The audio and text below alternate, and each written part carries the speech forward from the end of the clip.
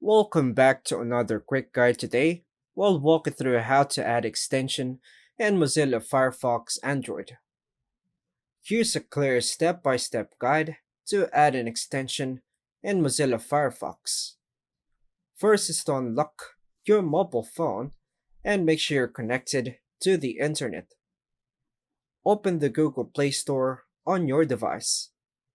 In the search bar, type Mozilla Firefox and tap Install if you don't already have it. Once installed, open the Firefox app from the Play Store by tapping Open. Tap the three-dot menu in the bottom right or top right corner, depending on your version. From the menu, choose Extensions. Here, you'll see a list of recommended extensions by Firefox.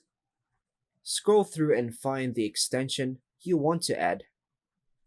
Tap the plus button next to the extension name. A pop-up will appear with the permissions required by the extension. Just check the Allow. Tap Add to confirm installing the extension and hit OK. Wait for the extension to download and install automatically. Once installed, you'll see the extension in your add-ons manager inside Firefox.